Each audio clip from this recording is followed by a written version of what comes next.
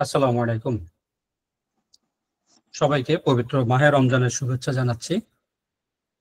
আমাদের সাপ্তাহিক নিয়মিত যে প্রোগ্রামটি হতো কোয়ান্টামের মুখোশ উন্মোচন, মহাজাতক মুখোশ উন্মোচন, আজকে 105তম পর্বে আমরা উপনীত হয়েছি। আমাদের প্রোগ্রামটি মূলত প্রতি সপ্তাহে রোববারে আমরা চালানোর করার চেষ্টা করি। তো যেহেতু রমজান শুরু হয়েছে, এই কারণে রমজানের কারণে আমাদের প্রোগ্রাম শিডিউলটা কিছুটা যেহেতু নামাজ আছে, তারাবি আছেন, এই কারণে প্রোগ্রাম শিডিউলটা কিছুটা চেঞ্জ হবে।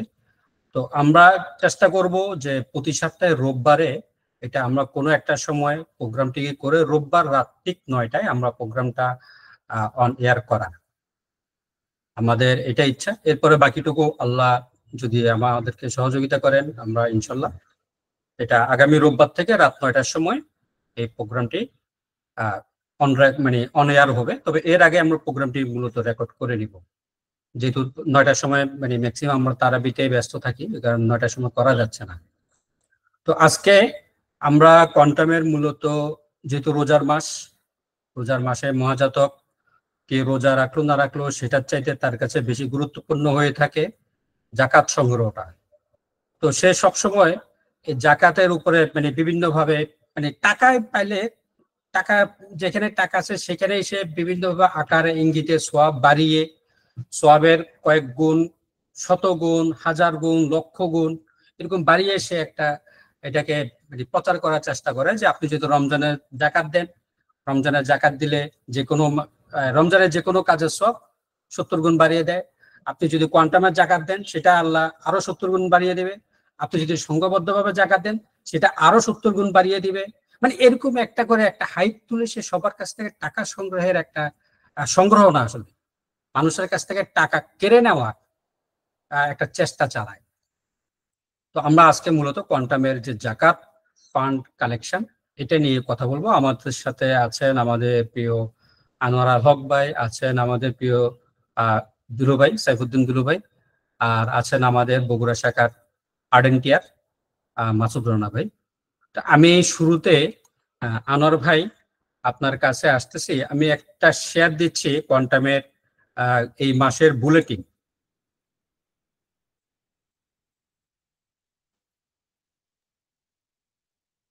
আশা করি আপনি এই বুলেটিনটা দেখতে পাচ্ছেন। এখানে একটা প্রশ্ন আছে, আমি একটু যদি বড় করি। আনোয়ার ভাই দেখা যাচ্ছে? আপনি দেখতে দেখা যাচ্ছে না। মাসুদ রানা ভাই আপনি কি দেখতে পাচ্ছেন? আপনি মুখে বলেন। আচ্ছা, এখানে একটা জায়গায় বলা আছে যে হ্যাঁ, এই যে কোয়ান্টামের পরম করুণাময়ের কাছে মহাজাতক একজন মহাজাতককে প্রশ্ন করেছে যে কোয়ান্টামে তো সবাই দান করে, আমি না হয় অন্য কোথাও দান করব, তাছাড়া এত টাকা দিয়ে কোয়ান্টাম কি করে। তো এখানে উনি একটা বিষয় বলেছেন একটা জায়গায় গিয়ে, যে পরম করুণাময়ের কাছে শুকরিয়া আদায় করে বলতে পারি কোয়ান্টামের দানের অর্থ কোথায় কিভাবে ব্যয় হয়েছে তার প্রতিটি হিসাব সুস্পষ্ট এবং স্বচ্ছ। আর আমরা তাৎক্ষণিক সামান্য দান করে আত্মতৃপ্তির জন্য কাজ করছি না, বরং অবহেলিত ব্লালা এগুলো বহুত কিছু সে বলছে। অতএব এখানে লাস্টে সে কনক্লুশন টানছে এরকম যে অতএব কোথায় বা কাকে দান করবেন এই ব্যাপারে আপনি সম্পূর্ণ স্বাধীন। তবে দানের অর্থ কি কাজে ব্যয় হলো বা আদৌ তা বঞ্চিতের কোনো কাজে এলো কিনা দাতা হিসেবে এর খোঁজ খবর রাখা আপনার কর্তব্য।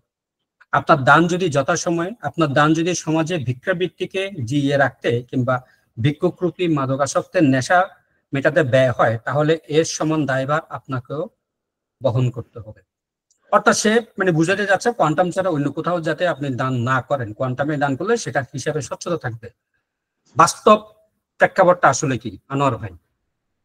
ধন্যবাদ কাউসার ভাই। তবে আপনি দীর্ঘদিন ছিলেন, আপনার বাস্তব ইয়েটা কি? ধন্যবাদ কাউসার ভাই। প্রথমে আগে বলি যে এই সমস্ত বুলেটিনের প্রশ্ন বা হাজার প্রশ্নের জবাবের যে প্রশ্নগুলোর এই অধিকাংশ প্রশ্ন হচ্ছে মহাজাতকের নিজের সৃষ্টি। মহাজাতক তার যে পেটোয়া বাহিনী আছে, তার যে পেবল এজেন্ট যারা আছে, অর্গানিয়ার কো অর্গানিয়ার, তাদেরকে দিয়ে প্রশ্নগুলো লিখে তাকে উপস্থাপন করে এবং তার মতো করে সে জবাব দেয়। এখানে সে কিনিয়ে বিনিয়ে প্রশ্নকর্তার মাধ্যমে যে জিনিসটা উপস্থাপন করার চেষ্টা করেছে যে আপনার দান করার ব্যাপারে আপনি পুরো স্বাধীন, কিন্তু দান করতে হবে উপযুক্ত জায়গায় যেখানে দানটা স্বচ্ছভাবে ব্যবহার হয়, এবং যাতে গাঁজাখোর মাদকাসক্তরা এই সমস্ত দান ব্যবহার করতে না পারে। দানের উপযুক্ত জায়গায় হচ্ছে কোয়ান্টাম। আলটিমেটলি এই প্রশ্নটা শুনে আমার মনে হচ্ছে যেটা মহাজাতকের নিজেরই প্রশ্ন, সে একজন প্রশ্নকর্তার মাধ্যমে উপস্থাপন করেছে মাত্র। আমার প্রশ্ন হচ্ছে যে যদি আমার দান মাদকাসক্তরা খেলে আমি ক্ষতিগ্রস্ত হব, তাহলে আমার দান কোয়ান্টাম যে খাচ্ছে না তার দ্বারা যে আমি ক্ষতিগ্রস্ত হবো এর নিশ্চয়তা কি? আমি জাকাতের টাকা দিচ্ছি কোয়ান্টামকে, কোয়ান্টাম সেই জাকাতের টাকা কি জাকাত নির্ধারিত খাতে ব্যয় করে? জাকাত এটা কোয়ান্টাম বলতে পারবে? আমি নিজে লিখেছি এবং আমি বারবার বলেছি যে কোয়ান্টাম জাকাতের টাকা দিয়ে চম্পাঝিরি, মুরুংপাড়া এবং ঢেগিছড়া মুরুংপাড়ায় চিন্তার বর পাড়া মুরুংপাড়ায় সুদের মাধ্যমে কিস্তিতে জাকাতের টাকা বন্টন করেছে। তো এই ক্ষেত্রে মাদকাসক্তরা যে টাকা দিয়ে মাদকাসক্ত করলে, নেশা করলে ক্ষতিগ্রস্ত হবে দাতা, এখানে কি জাকাত দাতা ক্ষতিগ্রস্ত হচ্ছে না? জাকাতের কোথাও কি আছে যে জাকাতের টাকা ক্ষুদ্র ঋণে সুদের মাধ্যমে দেয়া যাবে? এই জিনিসটা হচ্ছে কি যে আমি আপনাকে যেটা বলবো বা এই প্রশ্নকারীর মাধ্যমে যে মেসেজটা আমি দেওয়ার চেষ্টা করব, সেটা হচ্ছে যে আপনার দান করার ব্যাপারে স্বাধীন, এবং আপনি কোথায় দান করলে সুষ্ঠু ব্যবহার হবে এই মানসিকতা যদি আপনি বুঝেই থাকেন, তাহলে আপনার প্রথমেই হওয়া উচিত যে কোয়ান্টামে জাকাত এবং কোনো ধরনের দান 122টা খাতের কোনো ধরনের দান কোয়ান্টামকে দেওয়া উচিত নয়। কারণ আপনার জাকাতের টাকার হক আপনার নিকটাত্মীয়দের, আপনার দানের হক আপনার প্রতিবেশীদের, আপনার আত্মীয়দের, এবং আপনি যাদের কাছ থেকে ঋণী, আপনার বাসার গৃহকর্মী, আপনার যে শিক্ষকদের কাছে আপনি সেই লেখাপড়া করেছেন, আপনার যাদের দ্বারা আপনি, আপনার পরিবার, আপনার পিতামাতা উপকৃত হয়েছে, তাদের ঋণ শোধ করার জন্য দানের হক তাদের। কিন্তু আমি কোয়ান্টামকে দিচ্ছি, সেই টাকা দিয়ে কোয়ান্টাম মহাজাতকের নামে হাজার হাজার একর জমি কিনতেছে। আমার জাকাতের টাকা দিয়ে অমুসলিমরা মানে লেখাপড়া করবে, তাহলে মাটির ব্যাংকের টাকার কাজ কি? সোল ফাদার মাদারের টাকার কাজ কি? জাকাতের টাকা দিয়ে যদি আমি কোয়ান্টাম কসমিক স্কুল অমুসলমানদেরকে সহযোগিতা করি, তাহলে সোল ফাদার মাদারের টাকা কোথায় যায়? মাটির ব্যাংকের টাকা কোথায় যায়? দানের সুষ্ঠু ব্যবহারের কথা যদি আমি প্রশ্ন তুলি, তাহলে আমি বলবো যে মাদকাসক্তদেরকে দান, মানে আপনার দানে বা যারা দান করবেন তাদের দানের টাকা যদি মাদকাসক্তরা মাদক গ্রহণ করলে যে পাপ আপনার হবে, একইভাবে আপনার টাকা আপনি কোয়ান্টামে দান করলে এবং কোয়ান্টাম যদি এটা সুষ্ঠুভাবে ব্যবহার যেহেতু করেই না, সেক্ষেত্রেও আপনার দানও ক্ষতিগ্রস্ত হবে, আপনি নিজেও ক্ষতিগ্রস্ত হবেন। আমি যে কোনো দাতাকে বিনীত অনুরোধ করব যে আপনার দান আপনার হাতে আপনার পরিচিত পরিমণ্ডলে বিতরণ করুন। কোয়ান্টাম এই দানের টাকা দিয়ে কি করে এটা সর্বোচ্চ স্বীকৃত, যে এই দানটা দিয়ে ব্যক্তি মহাজাতক একজন সমাজসেবী হচ্ছে, শিক্ষা অনুরাগী হচ্ছে, তার ব্যক্তি ইমেজ প্রতিষ্ঠা করতেছে আপনার আমার দানের টাকা দিয়ে। আপনি অর্থ দান করতেছেন, আমি শ্রম দিচ্ছি, আরেকজন মেধা দিচ্ছে, আর মহাজাতক হয়ে যাচ্ছে এ যুগের একজন শিক্ষা অনুরাগী, এ যুগের একজন আধ্যাত্মিক নেতা, বড় পীর সাহেব আব্দুল কাদের জিলানির মতো ধর্মীয় তত্ত্ববিদ। তার মতো একজন মাফিয়াকে প্রতিষ্ঠিত না করে এই টাকাটা, এই দানটা আমি আমার পরিমণ্ডলে, আপনার পরিমণ্ডলে আপনি করুন। কোয়ান্টামকে আমরা দান না করি, কোয়ান্টামকে আমরা না বলি। ধন্যবাদ। ঠিক। দুলো ভাই, আপনি তো দীর্ঘ প্রায় কত বছর 18 বছর কোয়ান্টামের সঙ্গে ছিলেন। দুলো ভাই, আপনি কি আপনার মহাজাতকের এই কথার সাথে কি আপনি একমত যে কোয়ান্টামের হিসাবে স্বচ্ছতা আছে এবং এটা সবার জন্য উন্মুক্ত?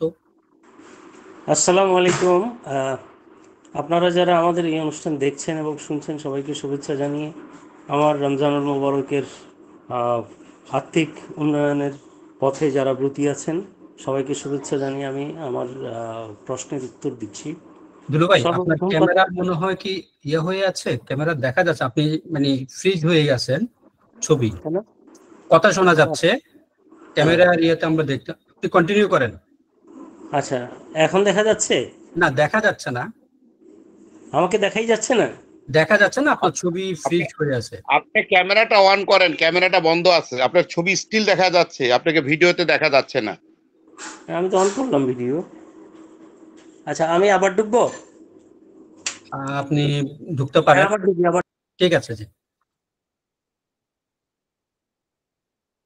একটু আমরা ওয়েট করি। জি দুলো ভাই, ক্লিয়ার। এখন দেখা যাচ্ছে? জি জি, ক্লিয়ার। আচ্ছা, কোনো না কোনো টেকনিক্যাল প্রবলেম হয়েছিল।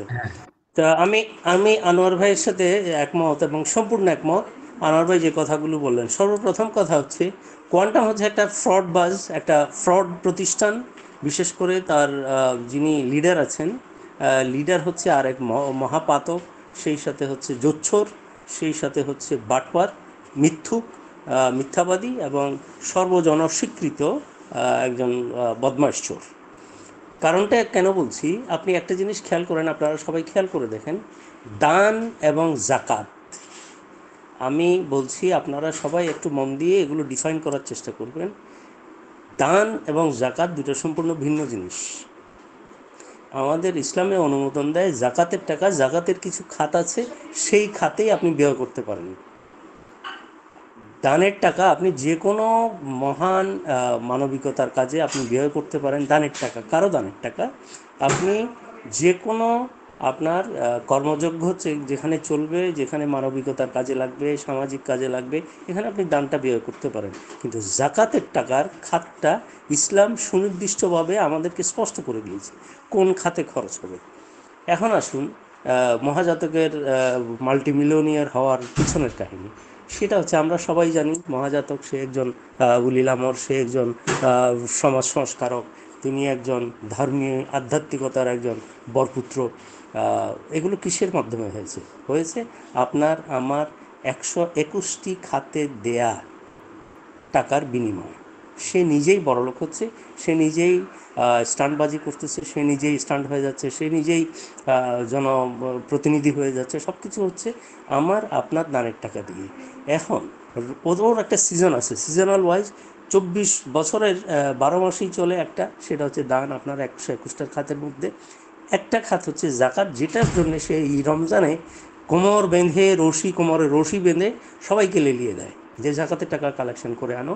কারণ সবচেয়ে বড় অংশটা হচ্ছে তার টাকার মূল ভিত্তি হচ্ছে বড় অংশ, সেই বড় অংশটা হচ্ছে জাকাতের টাকা। আচ্ছা, এখন আমরা দানের টাকা আর জাকাতের টাকা মিলিয়ে ফেলছি ওরা, এবং ওরা মিলিয়েই এটা এক জায়গায় অ্যাকাউন্টেবিলিটি এক জায়গায় নিয়ে এসে তারা এটা খরচ করতে থাকে। কোন কোন খাতে খরচ করে? এই যে ভূমিদস্যুতা আছে, লামাতে ভূমিদস্যুতার কাজে ব্যবহার করে। আচ্ছা ভাই, একটা জিনিস, এই যে মাটি কাটার, আমরা গত এপিসোডে মনে হয় বলেছিলাম যে মাটি কাটার জন্য কিছু টাকা ওনাকে জরিমানা করা হয়েছে, এটা কোত্থেকে দিল? এগুলো দানের টাকা থেকে দেয় নাই। এই যে জাকাতের টাকা মানুষের আসতেছে, এখান থেকেই খরচ করেছে। এখানে খরচের কোনো লিমিট নাই। সে একটা ওইখানে আইন তুলে ফেলেছে, যে আইন করে নিয়েছে যে দানের টাকা আমার কাছে আসলে কোন খাতে কীভাবে খরচ করবে, that is my look out. এটা আপনাদের চিন্তার বিষয় না। আপনাদের চিন্তার বিষয় হচ্ছে কোন জায়গায় আপনি দানটা করবেন এবং সেই দানটা ভালোভাবে কাজে লাগাচ্ছি কিনা সেটা দেখার বিষয়। আপনি কোন খাতে আমি খরচ করছি এটা দেখার বিষয় না। কথাটা হচ্ছে এরকম যে মহাজাতক এক সময় আমাদেরকে বলতেন যে তোমাদের গুরু যা বলে তা শুনে যাও, উনি যা বলে তা ফলো করো, উনি কি করে সেটা ফলো করিও না। ঠিক সেরকম আমরা দানের টাকা ওনাকে দিই, ওনার কোয়ান্টাম ফাউন্ডেশনের খাতে যায়, 121টা খাতে টাকাটা জমা হয়। কিন্তু আপনি প্রশ্ন করতে পারবেন না কোন খাতে কিভাবে খরচ হচ্ছে। এটা জানতে গেলেই বিপদ, আপনার বিপদ, সমূহ বিপদ। যেরকম বিপদগ্রস্ত আমরা সবাই হয়েছে, আমরা যখন হিসাব চেয়েছি। মাসুদ ভাই তো আজকে 1 বছর ধরে চিল্লাচ্ছে যে হিসাব আমি চাই, হিসাব আমি চাই। কই হিসাব পাইছে? পায় নাই। আপনাদেরকেও নয় ছয় বুঝিয়ে দিবে যারা হিসাব চাইবেন। একটু আগে একটা ছোট্ট কথা বলি, সেটা হচ্ছে যে আমার একটু আগে জাস্ট এখন থেকে 15-20 মিনিট আগে আমার বেয়াই, আমার ছেলের শ্বশুর, সুইজারল্যান্ড থেকে ফোন করেছেন। উনি বলেছেন যে উনি আমাকে 30,000 টাকা পাঠিয়েছেন আমার একটা ছোট্ট এতিমখানা আছে, এতিমখানার জন্য। আমার স্ত্রী আমাকে প্রশ্ন করলেন যে তুমি এই টাকাটা কোন খাতে খরচ করবে। তো বললাম যে আমার বেয়াই বলেছেন আমার 37টা এতিম বাচ্চা আছে, তাদেরকে সেহরি খাওয়ানো এবং ইফতারের দায়িত্বে এই টাকাটা খরচ করার জন্য। বলছে না, you should have to confirm twice, দুইবার কনফার্ম হয়। কারণ উনি যদি জাকাতের টাকা হিসেবে দেয় তাহলে কিন্তু এটা জায়েজ হবে না, এটা ইসলাম অনুমোদন করে না। এই জাকাতের টাকা দিয়ে তুমি ওদেরকে ইফতার করাবা বা সেহরি খাওয়াবা, এটা তো অনুমোদন দেয় না। ঠিক আছে, আমি আবার সুইজারল্যান্ডে ফোন করে কনফার্ম হলাম, আপনি যে আমাকে 30,000 টাকা পাঠাইছেন, এটা আমি কোন খাতে খরচ করবো? এটা কি জাকাতের টাকা দিয়েছেন না দান করছেন এতিমখানায়? তো উনি বলেন যে আপনি কোনটা ভালো মনে করেন। আমি বলছি না, এখন তো ছেলেদের রোজার 37টা ছেলে রোজা রয়েছে, সেরি খাবে, ওখানেও খরচ করতে পারে। আপনি যদি বলেন জাকাতের টাকা জাকাতের ফান্ডে আমি খরচ করতে, উনি বলে যে না ঠিক আছে। তাহলে আমার স্ত্রীও এই ব্যাপারে she wants confirmation which way I should have to make my expenditure, total expenses আমি কোন দিকে করব। তার মানে বুঝে দেখেন যে একটা টাকা যদি একটা খাতে আসে, জাকাতের টাকাটা জাকাতের খাতেই খরচ করতে হবে, যেটা ইসলাম অনুমোদন দেয়। আর যদি আমরা ওটা অন্য খাতে খরচ করে ফেলি তাহলে এই জাকাতের কোনো এটার জন্য দায় দায়িত্ব আমার কাঁধে বর্তাবে।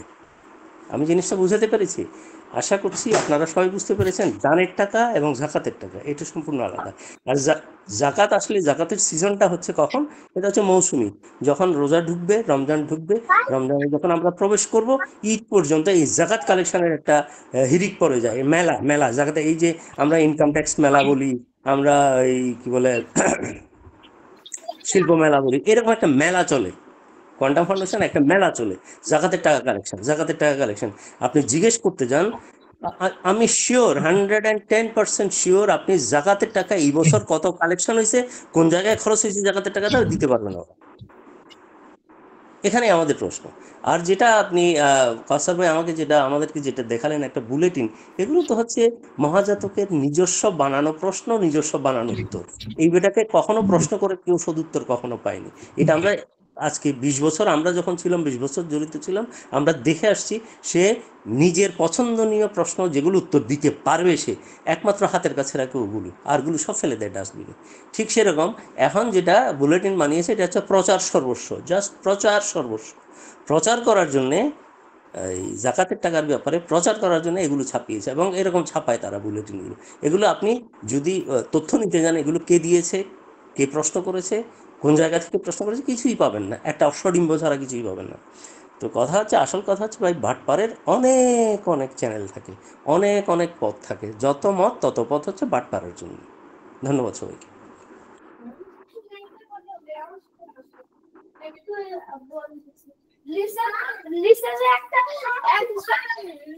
কাউসার ভাই শোনা যাচ্ছে না, কাউসার ভাই শোনা যাচ্ছে না। রানা ভাই, রানা ভাই, আপনার কাছে আমার প্রশ্নটা একটু অন্য টাইপের।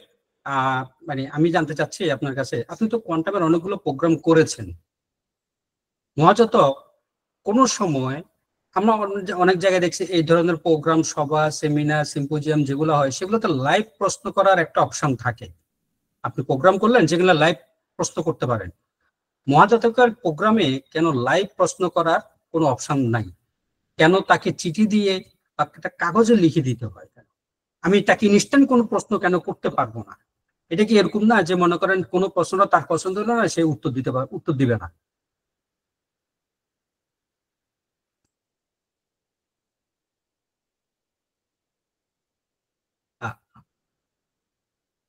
রানা ভাই, চুপ। হ্যাঁ হ্যাঁ আপু, জি আসসালামু আলাইকুম। জি, আপনি আমার প্রশ্নটা বুঝতে পেরেছেন? মানে মহাজাতকের প্রোগ্রামগুলোতে লাইভ প্রশ্ন করার কেন সুযোগ থাকে না? কেন ভাই, বাটপারের কাজ বাটপারি করা, চোরের কাজ চুরি করা, এর চেয়ে বেশি কিছু বললে বলবেন যে মাসুদ ভাই আপনার বাড়িও বগুড়া, পিনাকির বাড়িও বগুড়া, অতএব আপনি এত খারাপ কথা বলেন কেন? দেশবাসীও এটা বলতে পারে, সেজন্য আর বেশি কিছু না বলি। আসলে এই প্রতারক আর কি বলবো, যে বেটার কাজই হচ্ছে প্রতারণা করা, ধান্দাবাজি করা, বাটপারি করা, মানে সে তো ভণ্ডই।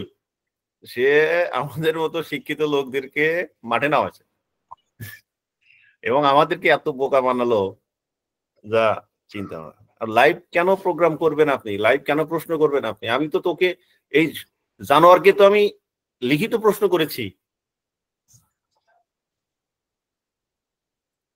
এর তো উত্তর পাইনি। সে কত বড় জানোয়ার, কত বড় বেহায়া হারামজাদা যে সে আমার এই প্রশ্নের কোনো উত্তর দেয়নি। এর কেনা গোলাম আর কয়েকটা আছে কেনা দাস, বেতনভুক্ত দাস, যে কালপিট শুয়ার গুলো এখান থেকে পর্যাপ্ত বেতন নেয়, কিন্তু এই জানোয়ার গুলো মানুষকে ধোকা দিচ্ছে। কতটা নিকৃষ্ট এরা, কতটা বাটপার, কতটা বেইমান এরা, যে মানুষকে মানে মেসেজ দিচ্ছে যে আমরা বুয়েট থেকে পাশ করে আমরা এখানে আসি, আমরা রাজশাহী ভার্সিটি থেকে আইনে পাশ করে আমরা এখানে আসি, ফাইন্যান্স থেকে ঢাকা ভার্সিটিতে পাশ করে আমরা এইটা করতেছি, তাহলে আপনারা কেন আমাদেরকে বিশ্বাস করবেন না? বড় চিট, বড় মহাজাতক প্রতারক, বড় বাটপার এই ছোট তার দাসদেরকে এগুলো শেখাচ্ছে, আর এই দাসগুলো এসে মানুষের বাড়ি বাড়ি প্রচার করছে। যার কারণে আপনি চিন্তা করতেছেন যে এটি বাবা বুয়েট থেকে পাস করছে, ঢাকা ইউনিভার্সিটি থেকে ফার্স্ট ক্লাস ফার্স্ট, রাজশাহী বিশ্ববিদ্যালয় থেকে পাস করেছে, চিটাগাং ইউনিভার্সিটি থেকে পাস করেছে, এত শিক্ষিত লোক আপনার বাড়িতে আসতেছে, আর আপনি 1000 টাকা, 2000 টাকা, 5000 টাকা, কেউ স্বর্ণের চেন দিচ্ছেন, কেউ বিয়ের অলংকার দিচ্ছেন, কেউ মরার আগে হাতের বালা দিচ্ছেন, এবং এই জানোয়ারগুলো করতেছে কি বিভিন্ন প্রোগ্রামে বলতেছে কে কি দিচ্ছে না দিচ্ছে, আপনাকে ইন্সপায়ার করছে যেন আপনিও আপনার অর্নামেন্টস গোল্ড গুলো এদেরকে দেন।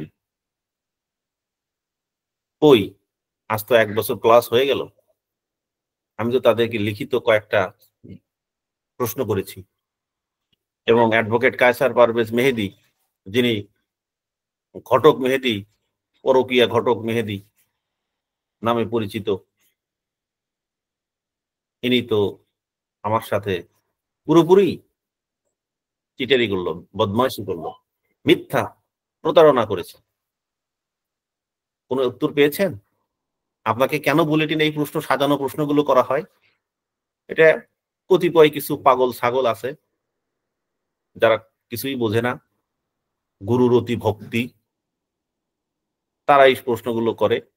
এখান থেকে মহাজাতক 2-1টা প্রশ্ন তার মনের মতন যেগুলো হয় সেগুলোর অ্যান্সার দেয়, এবং তার নিজেরও লিখিত প্রশ্ন নিজেই বানায় উত্তর দেয়। কোথাও কি দেখেছেন আর্থিক বিষয়ে কোনো প্রশ্ন আছে, কোনো জবাব আছে, কোনো উত্তর আছে? নেই। নেই কেন? থাকবে না কেন? থাকবে না কেন? এর মহাজাতকের বাবার টাকা, অ্যাডভোকেট কায়সার পারভেজ মেহেদীর বাবার টাকা, এটা তো আমাদের টাকা, এই প্রতিষ্ঠান আমরা গড়েছি। আপনি ভালো ভালো একটা প্রসঙ্গ তুলেছেন। আজ পর্যন্ত মহাজাতকের কোনো প্রোগ্রামে আমরা দানের ব্যাপারে, হিসাবের স্বচ্ছতার ব্যাপারে কোনো প্রশ্ন দেখি নেই যে গুরুজি এই বছরের হিসাবের ইয়াটা আমরা চাই। আরে আপনাকে তো খাসি করে রাখা হয়েছে, আপনি তো প্রশ্ন কেন থাকে না? আপনাকে তো খাসি করে রাখা হয়েছে, আপনি গুরুর বায়াত নিয়েছেন, আপনাকে তো বায়াত বিক্রি করা হয়েছে, আপনি খাসি, আপনি পাটা লোক নয় যে আপনাকে বাচ্চা উৎপাদন করা যাবে। বাংলা কথা, আপনাকে পঙ্গু করে রাখা হয়েছে, আপনি এই প্রশ্ন করতে পারবেন না। You can not ask any question. আচ্ছা রানা ভাই, আপনার কাছে আমি একটা প্রশ্ন জানতে চাই। আপনি তো অনেকদিন ধরে ছিলেন, আপনি বগুড়া শাখার বর্তমানে, যেহেতু আপনার ব্যাপারে এখনো কোনো সিদ্ধান্ত, যেমন আমার ব্যাপারে আনোয়ার ভাই আমরা রিজাইন দিয়েছি, হ্যাঁ, আপনার ব্যাপারে এখনো কোনো ইয়ে আসে না। আপনি বগুড়া শাখার বর্তমানে আমার জানা মতে এখনো আপনি বগুড়া শাখার একজন আরেন্টিয়ার। আপনি এ পর্যন্ত কোয়ান্টাম ফাউন্ডেশনে কত টাকা জাকাত দিয়েছেন? আমি দানের ইয়েটা চাচ্ছি না, শুধু জাকাত, এটার ফিগারটাকে বলা যাবে। এবং আপনি কি তার কাছ থেকে, মহাজাতকের কাছে আপনার এই জাকাতের টাকাটা সে কোথায় ব্যবহার করেছে এরকম কোনো হিসাব কি পেয়েছেন? যেটা সে বুলেটিনের মধ্যে যেটা বলেছে তার কথা অনুযায়ী আপনি কি কোনো হিসাব পেয়েছেন? মানে কি পরিমাণ এমন দান করেছিলেন এবং কত টাকা, কোনো হিসাব কি সে দিয়েছিল কিনা? না, সে ফাউন্ডেশনে কোনো হিসাব দেয়নি, আর আমি জাকাত ফান্ডে যা দান করেছি এটা বলতে চাচ্ছি না। এবং আমার দেখা ফাউন্ডেশনে, বগুড়া ফাউন্ডেশনে প্রোকোয়েন্টিয়ার, বিভিন্ন প্রোকোয়েন্টিয়ার যারা কাজ করে, যারা বিভিন্ন জায়গা থেকে জাকাত সংগ্রহ করে, মাটির ব্যাংক সংগ্রহ করে, এরা বিভিন্ন আর্থিকভাবে অসচ্ছল যারা, তারা এখান থেকে মোটা অঙ্কের ডোনেশন নিয়েছে, এটা আমি জানি। নাম বলছি না, যেহেতু আমি বাড়ি বগুড়া, তাদের বাড়িও বগুড়ায়। তবে তারা প্রচন্ড কাজ করে ফাউন্ডেশনে, হয়তো বিভিন্ন জায়গা থেকে, বিভিন্ন সোর্স থেকে টাকা এনেছে, তারপরে তবে তারা জাকাত খাওয়ার যোগ্য, সেজন্য দিয়েছে। কিন্তু তারা ফাউন্ডেশনে প্রচুর শ্রমও দেয়, অগাধ শ্রম দেয়, এরকম আছে। আমি একটা প্রশ্ন করতে চাচ্ছিলাম, জি জি, আপনি ব্যক্তিগতভাবে জাকাতের পরিমাণ যাই দিন বা আপনার মাধ্যমে জাকাত যত কালেকশন হোক, জাকাত বিতরণের ক্ষেত্রে আপনি কারোর জন্য সুপারিশ করেছেন যে ওই পরিবারটা জাকাতের টাকা গ্রহণ করার উপযুক্ততা অর্জন করেছে বা তারা দারিদ্রিক সীমার মধ্যে আছে, তাদেরকে জাকাত দেয়া যেতে পারে, এরকম কি কোনো পরিবারকে আপনি সহযোগিতা করতে পারছেন কোয়ান্টামের জাকাত তহবিল থেকে?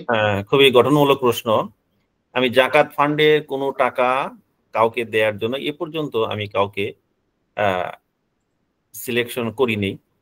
তো মজার বিষয়, আমাদের মোমেন্টের আব্দুল মমিন মুকুল অনেক বছর আগে ওই যখন টিউবওয়েল দেবে, তিনি এক এক গ্রাজুয়েট একটা লিস্ট দিল একজনকে টিউবওয়েল দেওয়ার জন্য। এই মমিন সাহেব আব্দুল মমিন মুকুল রাজশাহীতে কয়েকবার করে এই টিউবওয়েলের লিস্টটা পাঠালো, মানে একটা টিউবওয়েল একটা পরিবার। এই যখন 3-4 বার পাঠানোর পরে ওরা ওই স্লিপ হারিয়ে ফেলে, মেহেদি বাটপার মেহেদি যেটা রাজশাহী, ওই বলে ভাই এটা তো পাচ্ছি না, বা এটা আবার দেন এরকম। ওর বিরক্ত হয়ে মুকুল সাহেব আর ওগুলো পাঠালে না, যা গেল। আমি একটা মেয়ের জন্য, খুব নিডি পরিবার, সেই মেয়ের জন্য যে শিক্ষাবৃত্তি, সেই শিক্ষাবৃত্তির জন্য ওখানে আবেদন করাই। এরপরে দেখি এটা 3 মাস চলে যায়, কোনো সুরাহা নেই। পরে মিজানুর রহমান শেখ বগুড়ায় চাকরি করে অর্গানাইজার, ওকে বললাম মেহেদিক বলো এটা মাসুদ রানা এটা সুপারিশ করছে, আর কিছু বলতে হবে না, আমার নাম বলো, এইভাবে বলছি। দেখি যে তার কিছুদিন পরেই বলতেছে এটা মানে, আর 15 দিন পরে এটা। আমি বললাম এইভাবে 9-6 বলো কেন? একটা কাগজ 3 মাস হয়ে গেল প্রেয়ারের, এরপরে 15 দিন হয়ে গেল, তুমি মেহেদিকে আমার নাম বলো, এটা ফোর্স দিয়ে বলছি। After 7 days they select the girl to donate money, মানে তারপর দিল। এরপরে যখন এই যে আমি বিভিন্ন হিসাব টিসাব চাচ্ছিলাম, এরপর থেকে ওরা ওই মেয়েকে ওইটা পোস্টপোন করে, বন্ধ করে। এরপর যখন লাইভে আরো 2-1 দিন বলছি, বলার পরে মেয়েটা 3 মাস আগে আবার বন্ধ করে দিয়েছে টাকাটা।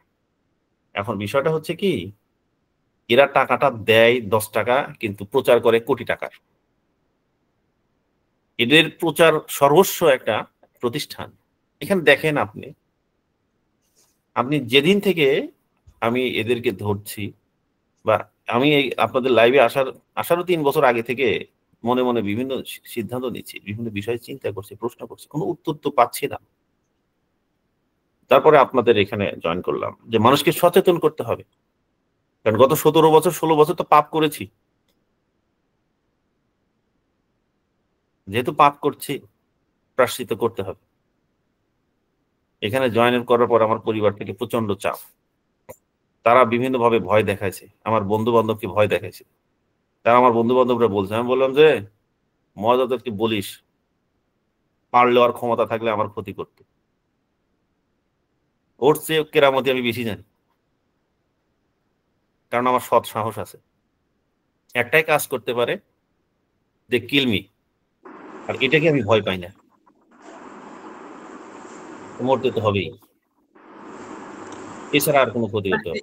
এই কাজ করার মানে আশা করতে পারে, মনে মনে কল্পনা করতে পারে, মঞ্চবি দেখতে পারে, বাস্তবে করার মতন ওই সামর্থ্য কিংবা সাহস কোনোটাই তাদের নাই। সে তো ভীরু, সে তো অর্থলোভী, সে তো ভীরু, প্রচন্ড ভীরু। যাই হোক, এদের মূল লক্ষ্য কি আপনি দেখেন, এই যে জীবনের বাঁকে যে প্রোগ্রামটা করছে আমাদের রাবেয়া নাজনীন আপা, চমৎকার বর্ণনা, চমৎকার বিশ্লেষণ, না ভালো, হ্যাঁ বেশ। কিন্তু এখানে ওনাকে প্রশ্ন করি, ওনার লাইভ গুলোতে আমি দেখি, এবং ওনার লাইভে বিভিন্ন প্রশ্ন করি যে আপা এত এত কিছু করতেছেন, আর্থিক বিষয় নিয়ে একটা করেন, আপনি তো ম্যানেজমেন্টের স্টুডেন্ট, ঢাকা ভার্সিটিতে পড়াশোনা করেছেন, বিবিএ, এটা নিয়ে করেন না কেন? আমরা একটু দেখি কোথায়।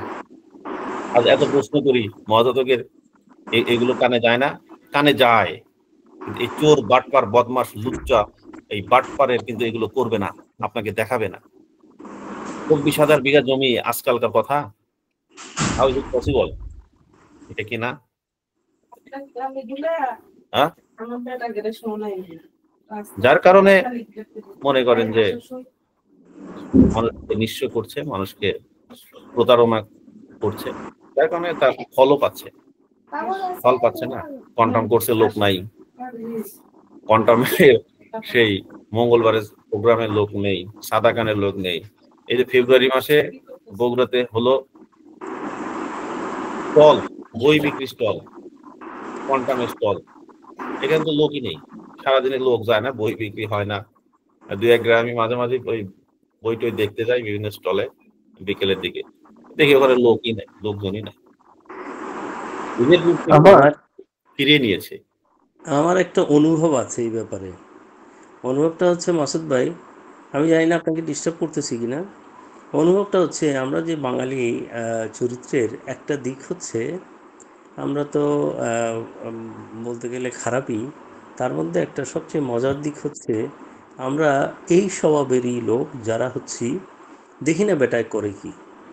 আমরা যখন একজনের উপর একটা বিশ্বাস স্থাপন করে ফেলি এবং এটা যদি পরবর্তীতে এটা প্রমাণিত হয় যে এটা ধোঁকা ছিল, তারপরেও আমরা দেখতে থাকি দেখি না বেটায় করে কি, দেখি না বেটায় করে কি। আসলে আমরা আমাদের এটাই ব্যাপারটা, এই মহাজাতকের এটা অনেক আগেই ডোমসডে ফ্লাইট হয়ে যেত, এটা অনেক আগে বিস্ফোরিত হতো যদি সবাই একসাথে ঝাঁপিয়ে পড়তো। এখানে দেখেন যতজন লোক জড়িত আছে কোয়ান্টাম ফাউন্ডেশনের সাথে, সে মুখে দিনের বেলা বলছে মহাজাতকের গুণগান করছে, কোথাও গিয়ে সে ডিসকোর্স দিচ্ছে মহাজাতক এই মহাজাতক সেই, কিন্তু সে নিজেও জানে যে মহাজাতক একজন প্রতারক, এটা সে নিজেও জানে, কিন্তু সে ছেড়ে আসতে পারতেছে না। কেন? দেখি না বেটায় করে কি। তো এখন আমরা যে কয়জন যোদ্ধা আমরা যে নেমেছি সম্মুখ সমরে, আমরা দেখি যে প্রতিনিয়ত তারা মনে করে যে এখানে আবার আরেকটা দল আছে যারা মনে করে যে তাদের বিরাট ক্ষতি করে ফেলতে পারবে। এই উলিলে আমর, তথাকথিত সেই উলিলে আমার অনেক ক্ষতি করতে পারে এবং তার বদদোয়া যদি একবার লাগে সে আর মানুষ হতে পারবে না। দেখেন ওরা আবার প্রচারের কিছু চেলাচামুন্ডু আছে কিন্তু, যারা বলে যে জানেন না, জানেন না দুলু ভাই অমুককে এরকম বলাতে সে তার কি অবস্থা হয়েছে।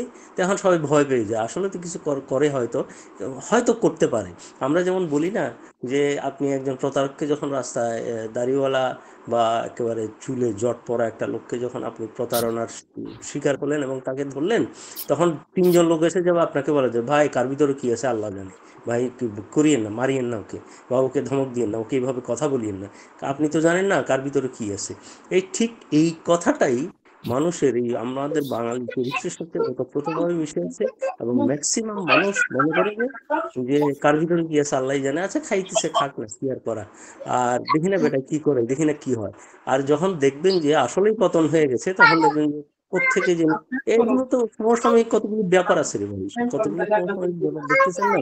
যখন বঙ্গবন্ধু মারা যায়, বঙ্গবন্ধু শেখ মুজিবুর রহমান যখন মারা যায় তখন জানাজার জন্য লোক ছিল না, ঠিক আছে। শেখ হাসিনা যখন চলে যায় তখন দেখলেন না একটা লোকই প্রতিবাদ করার কোনো মানুষ নাই। এটাই বাস্তব, এটাই আমাদেরকে মেনে নিতে হবে এবং সেটা মেনে নিয়ে আমরা যুদ্ধে নেমেছি। ধন্যবাদ। দুলু ভাই, আমার আপনার কাছে একটা প্রশ্ন, আপনি কি জাকাতের ব্যাপারে কোয়ান্টামের জাকাত ফান্ডের থেকে জাকাত দেওয়ার ব্যাপারে কারোর জন্য সুপারিশ করেছিলেন? সত্যি একদম সিনসিয়ারলি বলছি, 2013 সালে আমি বের হয়ে এসেছি। 1993 থেকে 2013 সাল পর্যন্ত আমার এই বয়সে, কোয়ান্টামের সাথে আমার যে বয়সটা পার করেছি 20 বছর, এই 20 বছরে আমি 1 টাকা জাকাত কোয়ান্টাম ফাউন্ডেশনকে দিই নাই, সেই সাথে কাউকে দেওয়ার জন্য সুপারিশও করি নাই। কারণ আমার তো সন্দেহ লেগে গেছে রে ভাই, জাকাত ফান্ড এই জাকাতের টাকা তোলার একটা হিরিক পড়ে গেছিল এবং এটা মেলা হচ্ছিল 2013 পরে থেকে। আনোয়ার ভাই আমার চেয়ে ভালো বলতে পারবেন। আনোয়ার ভাই আপনি আপনার কি মনে হয় 2013 আগে কি জাকাত নেওয়ার এরকম প্রচলন ছিল বা এরকম একটা সাজ রব পড়ে গিয়েছিল? নিশ্চয়ই না, মনে হয় কোন সাল থেকে এই জাকাতটা নেওয়ার?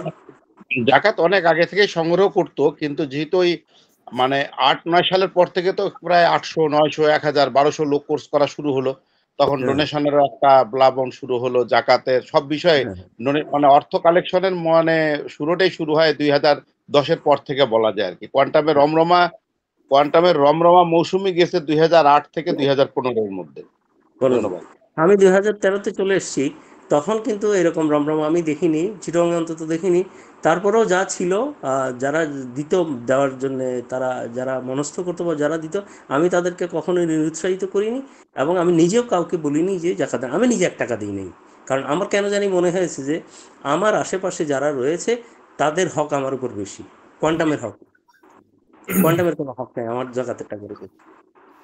এটাকে আমি সবচেয়ে বেশি গুরুত্ব দিয়েছি, এটাকে আমি সবচেয়ে বেশি গুরুত্ব দিয়েছি। জি, ধন্যবাদ দুলু ভাই। আনোয়ার ভাই, আপনার কোয়ান্টাম জাকাত ফান্ডের ব্যাপারে আপনার যদি সর্বশেষ কোনো কিছু থাকে বলার। আমি আমি মনে করি যে কোনো মানে মুসলমান আমরা যারা জাকাত দেই এবং জাকাত দেওয়ার ব্যাপারে কোরআনের যে 8 টাকাতের নির্দেশনা আছে সেটা কোনোটাই কোয়ান্টাম যেহেতু ফলো করে না, সেহেতু আমি মনে করি কোনো ধর্মপ্রাণ মুসলমানেরই দায়িত্ব হচ্ছে কোয়ান্টামকে জাকাত না দেওয়া এবং যারা কোয়ান্টামে জাকাত দেয় তাদেরকে সেখানে জাকাত দিতে নিবৃত্ত করা, যে ভাই আপনি কোয়ান্টামে জাকাত দিবেন না, কারণ এই জাকাতটা জলে পড়ে যাবে, জাকাতটা আদায় হবে না। এই বিষয়টা নিশ্চিত করা আর কি। একজন সচেতন মুসলমান হিসেবে আমাদের কাজ হচ্ছে আমরা নিজেরাও কোয়ান্টামে জাকাত দিব না, প্লাস কোয়ান্টামে যারা জাকাত দেয় তাদেরকে আমরা নিবৃত করব, নিরুৎসাহিত না, এখানে মানা করব যে না এখানে দেয়া যাবে না। প্রয়োজনে কোন অস্বীকৃত আলেম ওলামাদের সাথেও তাদেরকে কথা বলাই দিবে। এবং আমার মনে হয় না যে কোনো ধর্মপ্রাণ মুসলমানের এই জাকাতটা কোয়ান্টামে দিলে জাকাত আদায় হবে। তো আমাদের কারোরই এখানে জাকাত দেওয়া এবং জাকাত দেওয়ার ব্যাপারে উৎসাহিত করা তো যাবেই না, বরং নিরুৎসাহিত করতে হবে। ধন্যবাদ।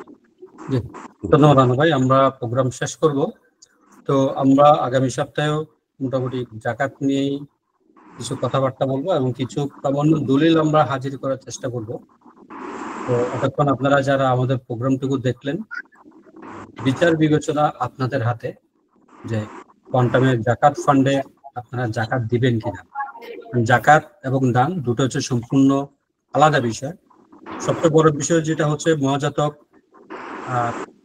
দানের যেরকম মানে জাকাতের টাকাটায় সে লামাতে সুদের কারবারে ব্যবহার করে, এবং আরেকটা বিষয় হচ্ছে যে কি তার জাকাত ফান্ডের যে টাকাটা সে কোথায় স্পেসিফিক যে 8টা খাত আছে, এই 8টা খাতে কত টাকা কত সালে কত টাকা ব্যয় করেছিল, এগুলোর ব্যাপারে কোনো হিসাব আসলে কোনো সময় মহাজাতক দেয়নি। সে শুধু তার মুখে ওইটাই যে তার হিসাবে স্বচ্ছতা আছে, কিন্তু আজ পর্যন্ত সেই এই হিসাবটা কখনো সে উন্মুক্ত করে দেয়নি পাবলিকের জন্য, যেটা একটা বড় ধরনের সন্দেহ তৈরি করে মানুষের মনে।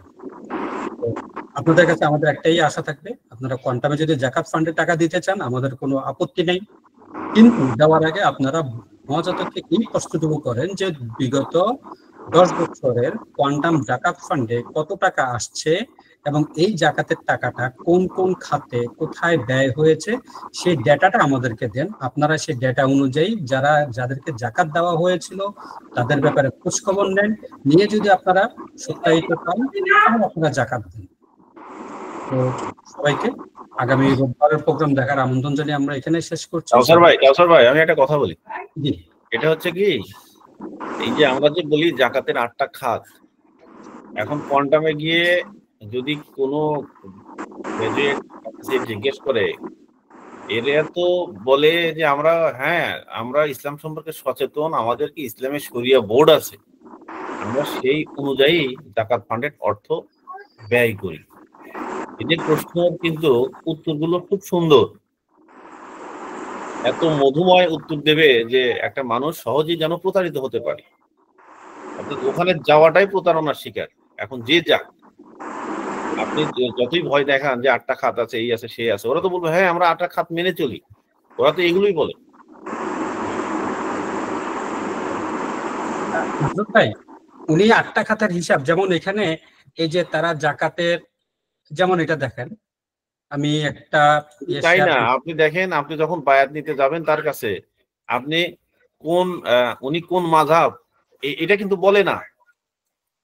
অর্থাৎ ওর গ্রাহক বৃদ্ধি পাক, সকল পর্যায়ে তার গ্রাহক বৃদ্ধি পাক, সেটাই চায়। এই যে রানা ভাই আপনি দেখেন এই প্রোগ্রামটার এই বুলেটিনটার এই আর্টিকেলটার হেডিং হচ্ছে কেন আপনার জাকাত দেবেন কোয়ান্টাম জাকাত ফান্ডে। ঠিক আছে, তার মানে এটা নিচে যে বিষয়গুলো লেখা আছে সেটা মূলত জাকাত কেন্দ্রিক। এখন দেখেন সেখানে পঙ্গু মানুষটির সংসার নির্ভরতা এরকম সে আপনার কয়টা 10টা এক্সাম্পল এখানে দিয়েছে, এবং লাস্টের দিকে কোয়ান্টামের সেবা কাজের যে ইয়েগুলো দিয়েছে সেখানে 2500 সেবা বঞ্চিত ও এটিএম শিক্ষার্থী পড়াশোনা করছে বান্দরবন লামা কোয়ান্টাম কসমিক স্কুলে। তাহলে জাকাতের টাকা হেডিং এ আপনি এখানে 2500 বাচ্চার পড়ালেখার খরচ, পড়ালেখা এবং জীবনযাত্রার টোটাল খরচের একটা খরচ করার একটা ইয়ে দিলেন, তাহলে মাটির ব্যাংকের টাকাটা আমার তখন কোথায় যায়? আরে ওদেরকে বলেন যে এই 2500 সুবিধা বঞ্চিত ইতিম শিক্ষার্থী পড়াশোনার বাবদ কত টাকা ব্যয় হলো জাকাত ফান্ডের, এবং মাটির ব্যাংকের কত টাকা ব্যয় হলো। তাহলে মাটির ব্যাংকে যদি যায় তাহলে sole father sole mother sole brother কত টাকা ব্যয় হলো, টাকা হিসাবটা দাও। শুধু টাকার হিসাব 5 রকম। এই টাকাটা এরা শুধু সেবা, এতজনকে সেই সেবা, এতজনকে এই সেবা, বিভিন্ন মানে বিভিন্ন বর্ণনা থাকে, এটা করতেছি ওটা করতেছি, কিন্তু সে অর্থের তো কোনো ফিগার নেই। এভাবে হয় না। প্রশ্নটা তো ওই জায়গাতে যে ঠিক আছে আপনি এদের পিছনে জাকাত টাকা খরচ করছেন, কিন্তু জাকাত ফান্ড থেকে এই 2500 বাচ্চার পিছনে আপনি জাকাত ফান্ড থেকে কত টাকা দিয়েছেন এই ব্যাপারে তো কোনো মানে আপনার ডেটা নাই।